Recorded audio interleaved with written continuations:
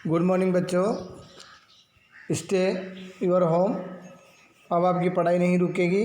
उसी के तहत कक्षा 8वीं विषय विज्ञान अध्याय 3 में हम पेज नंबर 34 पर इसके विषय पर चर्चा कर रहे हैं, टॉपिक पे। इसके पूर्व पिछले पेज से 33 से मैं पढ़ रहा हूँ। नायलॉन के बारे में हम समझ चुके हैं। नायलॉन एक अन्य प्राकृतिक निर्मित रेशा है। इसे 1931 में बिना किसी प्राकृतिक कच्चे माल, पौधे या जंतु से प्राप्त किया जाता है। इसका निर्माण कोयले और वायु से किया गया। यह प्रथम पूर्ण रूप से संश्लेषित रेशा था। आप देख रहे हैं इस चित्र में नायलॉन से सॉक्स, रस्सी, ब्रश, पर्दे बनाए जाते हैं, राइट। अब हम बात कर रहे हैं पेज नंबर 34 पे।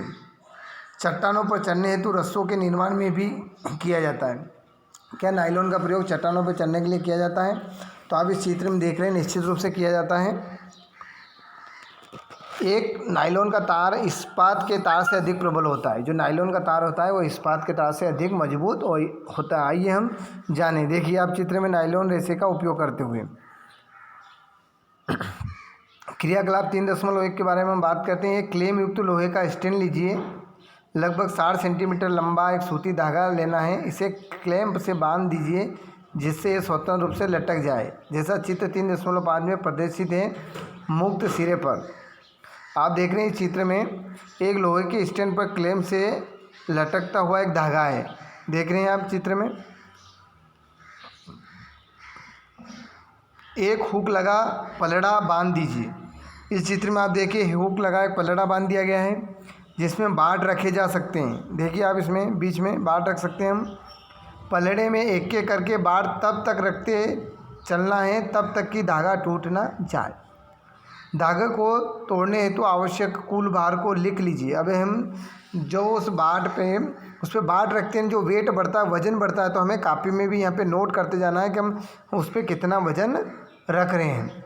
यह भार रेशे की सामर्थ्यता बताता है। जो वजन रख रहे हैं वो क्या बताएगा यहाँ पे कि रेशा जो है वो कितना मजबूत है। इसी प्रक्रिया को हम ऊन के साथ कर सकते हैं। पॉलिएस्टर, रेशम और नायलॉन के धागों के साथ दोहरा सकते हैं। आंकड़े को सारणी में हम लिखेंगे 3.2 की भांति। जो प्रेक्षण है हमारा 3.2।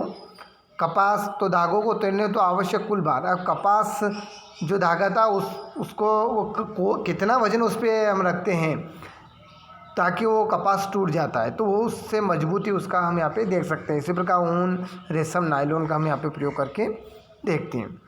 आप रेशों धागों को लटकाने हेतु दीवार पर लगे एक हुक अथवा कील का उपयोग कर सकते हैं और दूसरे सिरे पे पॉलीथीन की थैली बांध सकते हैं।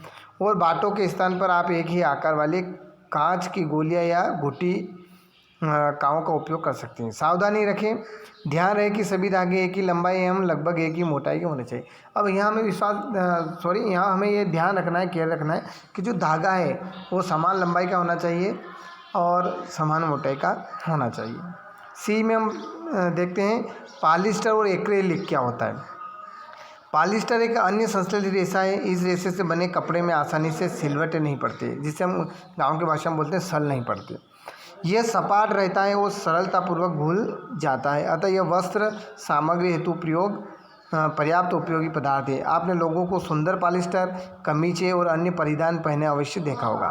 टेरिलिन एक लोकप्रिय पॉलिएस्टर है। इसे बहुत महीन रेशों में खींचा जा सकता है जिन्हें फिर किसी भी अन्य तंतु समान बुना जा सकता है, राइट। नेक्स्ट अब हम पेज नंबर जो है हमारा साइंस में 35 पे। मेरी माँ जल के लिए सदैव पेट, बोतलें और चावल तथा चीनी संचयन के लिए पेट जार खरीदती है। मैं जानने के लिए उत्सुक हूँ कि आखिर यह पेट है क्या। पीईटी पेट एक बहुत सुपरिचित प्रकार का पॉलिएस्टर है। यहाँ बच्चों पेट का मतलब एक पॉलिएस्टर से है। इसका उपयोग बोतलें, बर्तन, फिल्म, तार और अन्य बहुत से उपयोगी उत्पादों के निर्माण हेतु किया जाता है। चारों ओर दृष्टि घुमाइए और पॉलिएस्टर से निर्मित वस्तुओं की एक सूची बनाइए। पॉलिएस्टर का तात्पर्य क्या है हम यहाँ समझते हैं। पॉली प्लस एस्टर वास्तव में एक रसायन जो एस्टर कहलाता है की इकाई की पुनरावृत्ति से बनता है। एस्टर वे रसायन हैं जो फलों को उनकी गंध प्रदान करते हैं। निर्मित कपड़े पॉलीकाट, पॉलीवूल, टेरिकाट आदि नामों से बेचे जाते हैं। जैसा कि नाम सुझाते हैं, ये कपड़े दो प्रकार के रेशों से मिलाकर बनाए जाते हैं। पॉलीकाट पॉलिस्टर और कपास का मिश्रण है। पॉलीकाट जो होता है वो पॉलिस्टर और कपास दोनों का मिश्रण होता है, और पॉलीवूल जो होता है वो पॉलिस्टर और ऊन का मिश्रण होता है। बच्चों, हम सर्दियों में स्वेटर पहनते हैं तथा शाल अथवा कंबलों का उपयोग करते हैं। इनमें से बहुत से वास्तव में प्राकृतिक ऊन से निर्मित नहीं होते। यदि भी ऊन के समान दिखाई देते हैं, सदृश दिखाई देती है, यह अन्य प्रकार के संश्लेष रेशे से तैयार किए जाते हैं जो एक्रेलिक कहलाता है। प्राकृतिक स्रोतों से प्राप्त ऊन काफ़ी महंगी होती है, जबकि एक्रेलिक से बनी वस्तुएं अपेक्षाकृत सस्ती होती हैं। ये विविध रंगों में उपलब्ध होती हैं। संश्लेष रेशे अधिक टिकाऊ और पहुंच के भीतर होते हैं, जिससे ये प्राकृतिक रेशों की अपेक्षा अधिक लोकप्रिय है। आप पूर्व में प्राकृतिक रेशों को जलाने का क्रियाकलाप कर चुके हैं। क्रियाकलाप 3.6 कक्षा 7वीं। यदि आप संश्लेष रेशों को जलाने का प्रयास करें तो आप पाएंगे कि इनका व्यवहार प्राकृतिक रेशों से भिन्न होता है।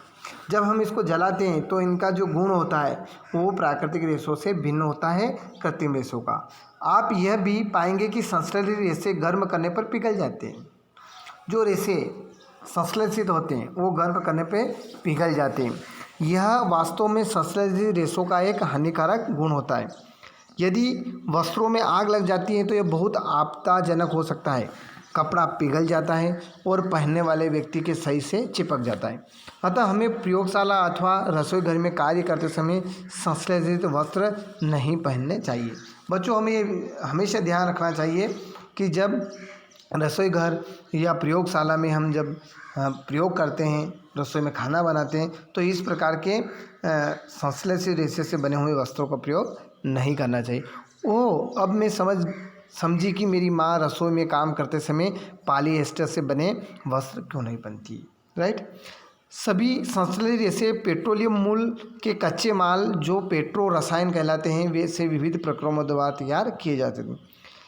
संश्लेषित रेशों के गुणधर्म 3.3। कल्पना करिए कि आज वर्षा का दिन है, आप किस प्रकार का छाता प्रयोग में लाएंगे और क्यों। संश्लेषित रेशे अद्वितीय गुणधर्म वाले होते हैं जो इन्हें परिधान सामग्री हेतु लोकप्रिय बनाती है। ये शीघ्र सूखते हैं, अधिक चलाऊ, कम महंगे, आसानी से उपलब्ध और रख रखाव में सुविधाजनक है। निम्नलिखित क्रियाकलाप संपादित कीजिए और स्वयं सीखिए। बच्चों, क्रियाकलाप 3.2 को आपको करना है। Thank you. Please study at your home.